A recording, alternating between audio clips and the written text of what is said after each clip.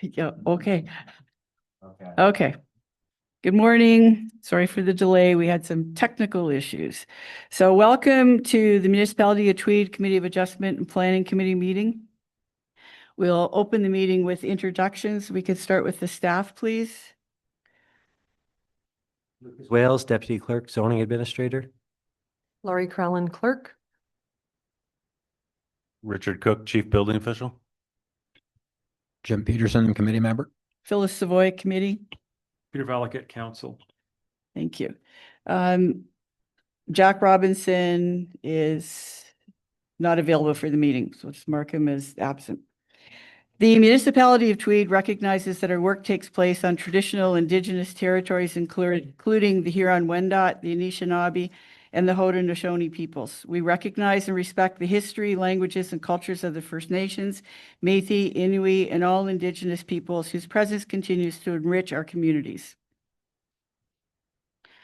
The agenda has been distributed, so if we could have a motion to approve the agenda as presented and distributed to the committee members.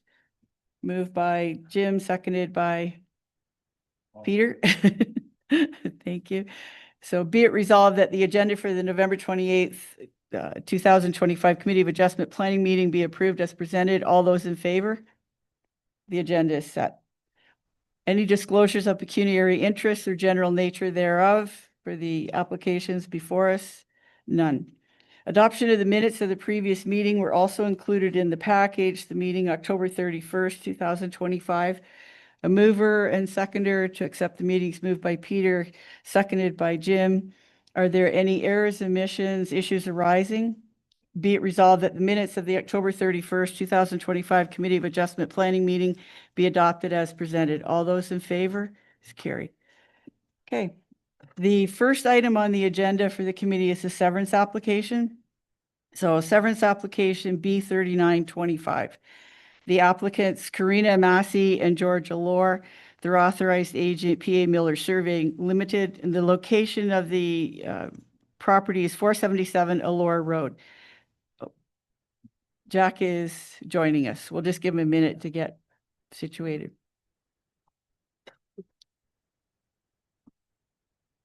We're just on the severance applications. Sorry, I Nope. was working that looked the clock for us. I couldn't believe it. Traffic jam. You should send your adjourn. Yeah. That would have been my record, I think. Okay, the proposal from application B3925, the applicant proposes to create a new rural residential lot fronting on the west side of Allure Road. The proposed lot will have an approximate area of 1.2 hectares, being 3.1 acres, and provide 131 meters, being 429 feet of frontage on the west side of Allure Road, and is built out with an existing dwelling. The retained lands will have an area of approximately 19.6 acres with a combined total of 964 feet of frontage on the west side of Allure Road. The retained lands are currently vacant with no plans for further development at this time. We have a mover and a seconder, but moved by Jim, seconded by Peter. Questions, comments from committee members, issues during site visits? None? Hearing none. Jack, do you have comments or concerns about this application? Yeah. You're okay with it? Yeah. Okay.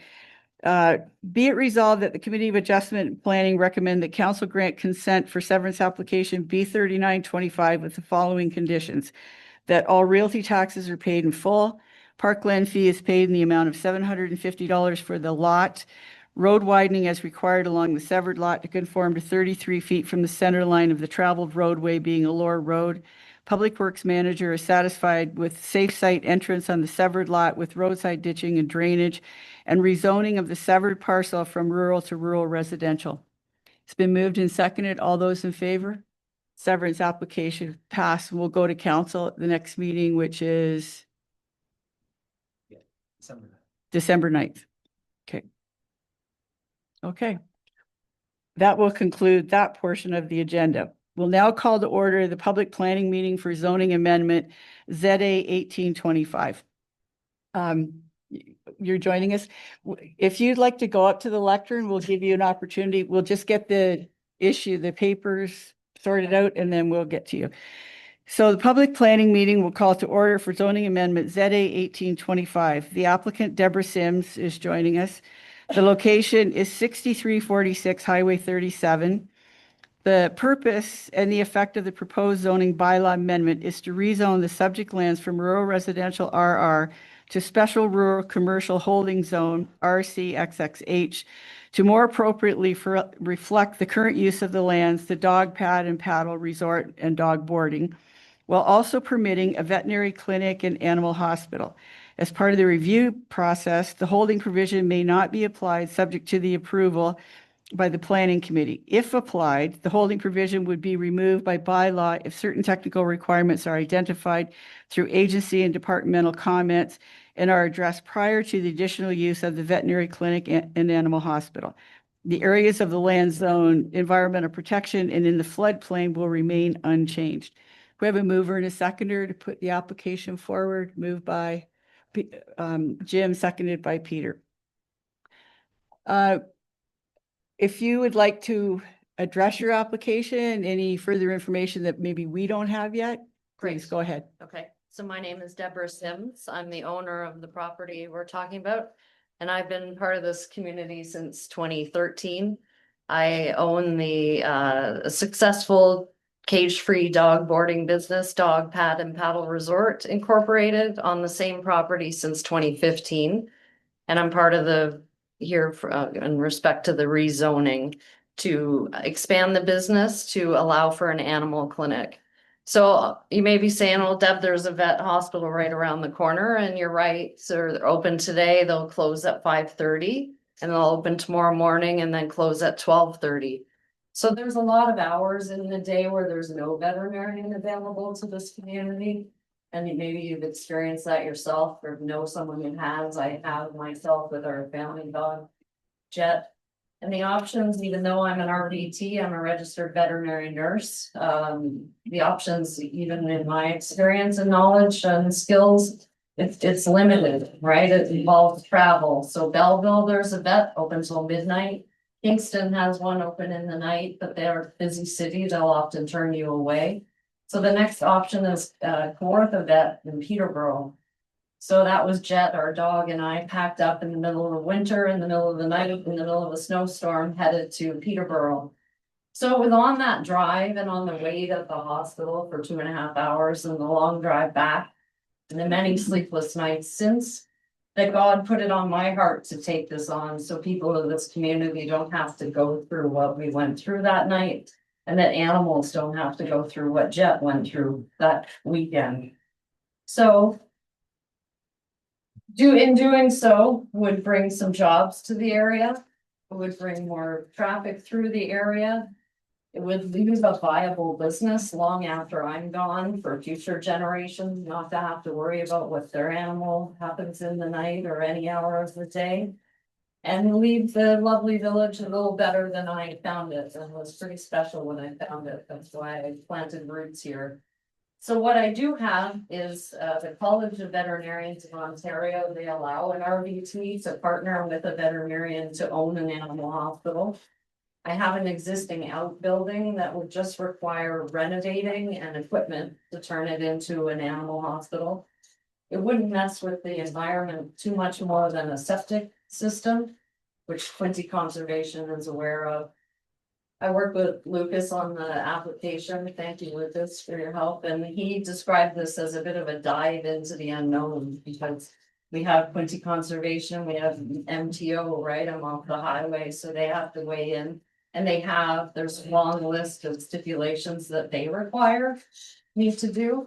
Not to mention, I'd need to find veterinarians and ones willing to work through the night. So it is a bit of a dive into the unknown, but I'm willing to take it on. It all just needs to start with having the proper zoning of the property to allow me to accomplish the list of things I need to do. So my hope is for your collective approval to zone it appropriately for an animal clinic to allow me to start the steps to hopefully get everyone's approval for it to be an animal clinic. So I appreciate your time and attention and answer any questions if you have any. Thank you. Questions, committee members? Comments? Peter, Jim, Jack, nothing? I think so good. Yeah, it's been very well explained in the applications and the diagrams. We understand that there are, as you mentioned, the MOT and Quinny Conservation, there's some things that you're going to have to comply with.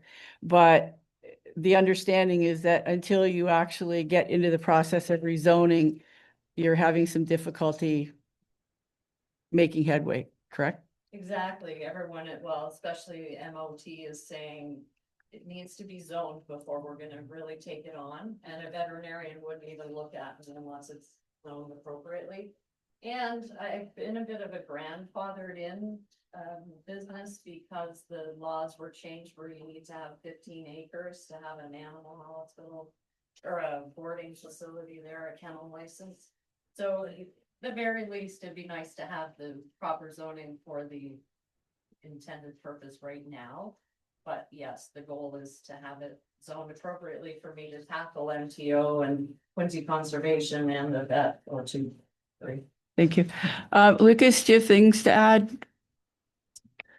I don't think so. I think I just highlighting the wording from the original notice, whether the holding symbol would be necessary or not. As the applicants highlighted, we were diving into the unknown. I think between the comments from the Ministry of Transportation and Quinny Conservation, staff would recommend that the holding be placed for the traffic analysis that is required to be completed. MTO is requesting site plan control as well through their permitting process. Quinny Conservation would like to see site plan control implemented as well on this property. It sounds like it's something that the applicant's going to have to do regardless because she is within the MTO's jurisdiction. So the question to the committee is, do we want to, what will the holding provisions be in place for? Staff would recommend the traffic analysis as required by MTO. MTO is also requiring site plan control. So if the requirements that MTO needs to see and Quinny Conservation needs to see can be all incorporated into one final site plan, that would cover our agency's comments, concerns. And I think the municipality would be satisfied with that. And you've had this discussion with Lucas and you understand what that means for you? Yes. Okay. Yeah. Yeah. Just, I can't do any of it, feel like my hands are. Understood. tied without the zoning to be appropriate, so yeah, I understand, we could go down this road and it be a block at some point, Okay. but it The- needs to be. Lucas? Just highlighting, the MTO is a commenting agency, but they also have regulatory authority. If we don't place the holding, the project will still not be able to move forward because their regulatory authority will kick in and the traffic analysis and the site plan control will still need to be completed. The only real mechanism where it isn't absolutely crucial would be the requirements that Quinny Conservation is highlighting. But those requirements that would be incorporated would be so minor to flag the wetland boundary and the septic location that when the work's being completed anyway, it would be added value to that site plan control to have that included as well for our partner agency. Okay.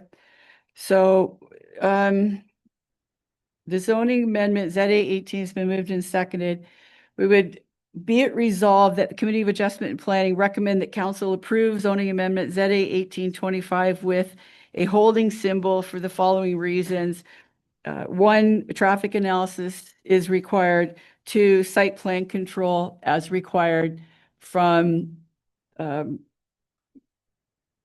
partner agencies. We'll just leave it at that. So it's been moved and seconded. All those in favor? It's carried. Okay, so Lucas will explain the next steps to you, probably get a phone call after the meeting, and then you can go from there. Okay. Good luck. So, thanks so much. You're welcome. Do I need to stay for? No, unless you want to. You're more than welcome. Yeah, it's part of it. Okay, Good day. thanks for coming in, appreciate it. Okay, that will conclude and adjourn the public meeting, public planning meeting. Okay, we'll now move on to Committee of Adjustment and Plannings. We'll call that to order. We have one application before us. It's minor variance, application A625, applicant Shivnalikar Dwarka is agent Ravi Difod. They're not present, but are they online? Yeah, we are here. Okay, Good all right. morning. We'll just get everything on the record and then we'll get to you. So the application is concerning property at 203 Victoria Street North. The purpose of the application is to provide relief from section 5.30.1I to reduce the parking requirement from 1 to 2 spaces for every dwelling unit to 0.33 spaces per residential unit. To provide relief from section 5.30.1, 15 and 17 to reduce the parking requirement from 1 space per square footage of commercial gross floor area to 1 commercial parking space. We have a mover and a seconder to put the application forward for discussion, moved by Peter, seconded by Jim. Discussion, the applicant, Ravi, would you like Yes. to address the committee before we? Basically my client is having this particular property in a downtown core. So if you see, there's hardly any space to provide the parking and all that. So as per maximum capacity, we provided the 4 parking wherever it's possible. And then our team is like in a continuous coordination with the building code examiner as well. And then we had a couple of meetings as well between the client, city, ourselves, and then this is the best what we got it, like a 4 parking spaces. So my only request is that since this is the downtown core, easily accessible corner lot, Victoria Street North and Jamison Street East. So this minor variance should be approved because we tried our best to put the maximum parking on the lot, whatever we can. Okay, thank you. Committee members, comments, questions? Richard is here if we have questions for building. Anybody? Jack, go ahead. Yeah, I have a bit of a problem with this because I guess you get the Bank of Montreal, who's got 10 apartments and only room for 2, and they have to park in the wintertime at the parking lot down behind Quinn's. And people along the Bank of Montreal are complaining the business because there's no place to park if they park on the street in the daytime. It's the only place they've got to park. And I think we would be creating more of a problem they got at the municipal parking lot, especially in the wintertime when they got to clean it and everything. They have to get the cars moved. So I'm not really for it. Okay. Jim, anything? I guess the challenge for me with each one of these is trying to determine whether it is a minor variant or not. And I think the actual parking spaces required for this unit with the 6 apartments now would be what, 9 parking spaces? So we're going from 9 to, like, if we're going from 9 to 7 or 9 to 6, you know, it might be a reasonable ask. I think I drove through there this morning and kind of drove my vehicle in there to see how that parking would work for me in particular. And, you know, I appreciate that many people don't have vehicles. But I think it comes down to me whether or not the request is a minor in nature or not. And to my mind, it's we're trying to squeeze too much into a small space there. So I would have concerns with the amount of parking available. Okay. Peter? Yeah, so I'm going to echo essentially what everybody else has said. It concerns me that, you know, potentially we should have 9. We're looking at 4.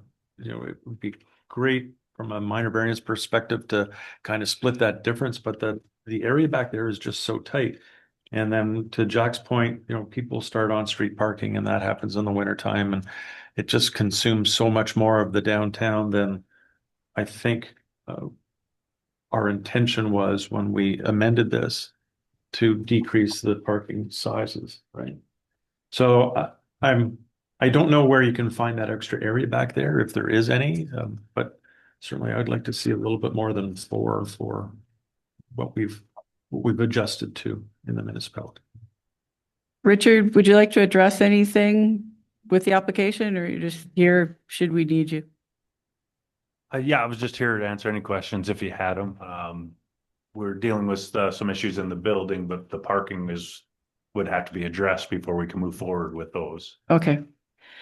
Yeah, the issues with the building are not for the committee, parking is. Yeah, on the issue of other parking, the only other option would be that if this were denied, that the owner approach other residents along the area to see if they would be willing to grant space for parking.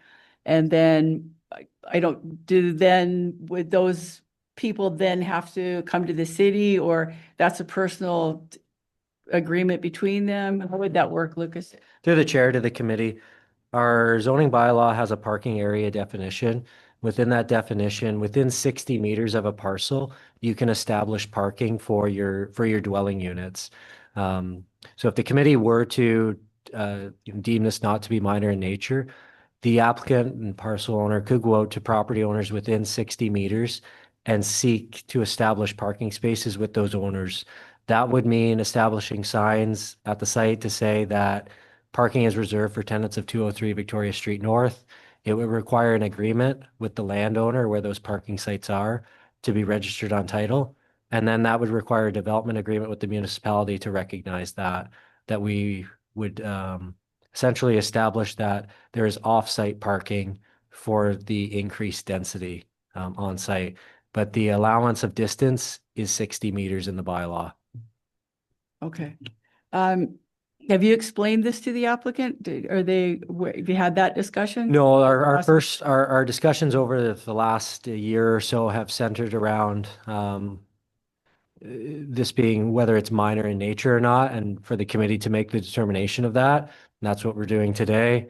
The parking area allowance in the zoning bylaw may be something for the applicant or property owner to explore if this were to be deemed not minor. Okay. Peter, did you have something else? I did, and maybe it's just for Lucas, but the paved area right beside Moe's Diner, that isn't part of the land? I'll have the applicant speak to that. Okay, thank you. Robbie, could you answer that question? Did you hear what the question was about the paved area next to the diner, if that's in fact your property or not? What is this area? That's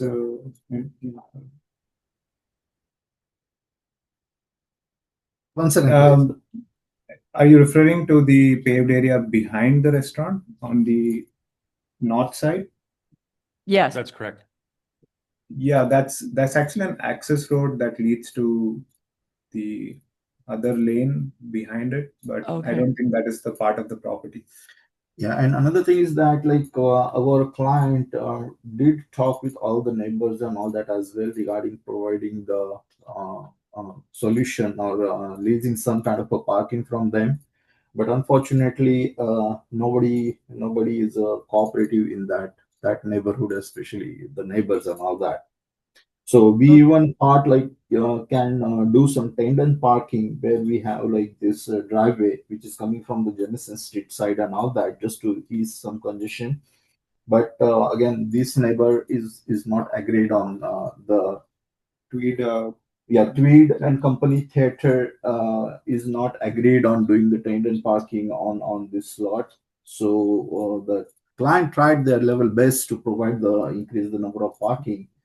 But unfortunately, this looks like a really very tight lot. Okay, thank you. Anything else from committee? Okay, the consensus in the discussion and before we put into a motion is that there's general agreement this is not minor in nature and something that we're willing to agree to at this point. Is that what's being said? Jim? Yes? Peter? Yeah. Okay. So we've moved and seconded the discussion. The motion then would read, be it resolved that Committee of Adjustment deny the minor variance application A625 to provide relief from section 5.30.1I to reduce the parking requirements of 1 to 2 spaces for every dwelling unit to 0.33 spaces per residential unit to provide relief from the section 5.30.1, 15, and 17 to reduce the parking requirement from 1 space per square footage of commercial gross floor area to 1 commercial space. All those in favor? The motion is denied. If you have further discussion that you require, please get in touch with Lucas.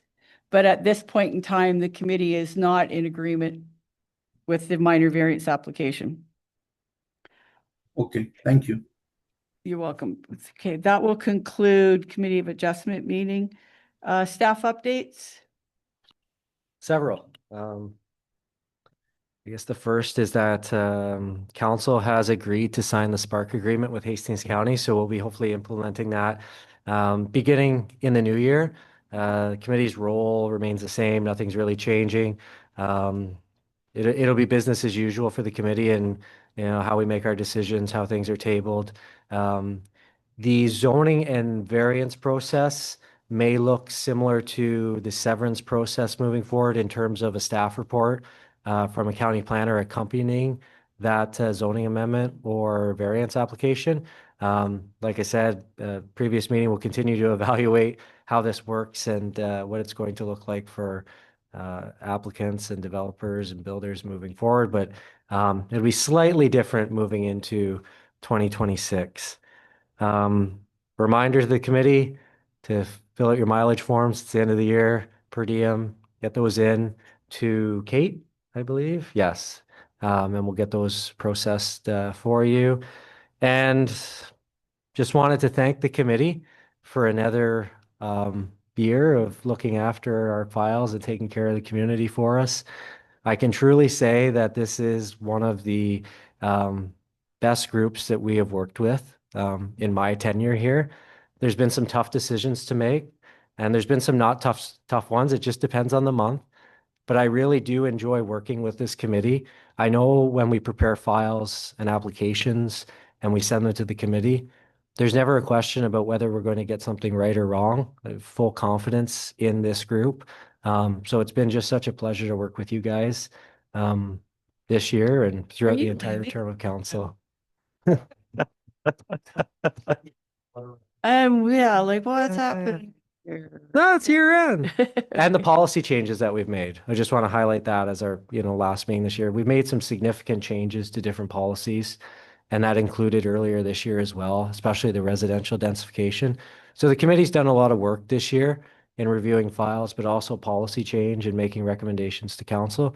So just a thank you from staff for all the work that you do for our community. Well, if I may, on behalf of the committee, I think part of the ease of being on the committee and being able to make good decisions is the quality of work that we get from the staff. It's very rare that we're left confused or unclear about exactly what's being asked, where it is, what the issues are. And for that, I say thank you, because I know it's a ton of work on top of everything else that you have to do, but it does make it easier, much easier for us to make the decisions that we do. So thank you. We appreciate being part of the committee, and I think it's very important that the phone scale time and response, I think, as well. It's monthly, and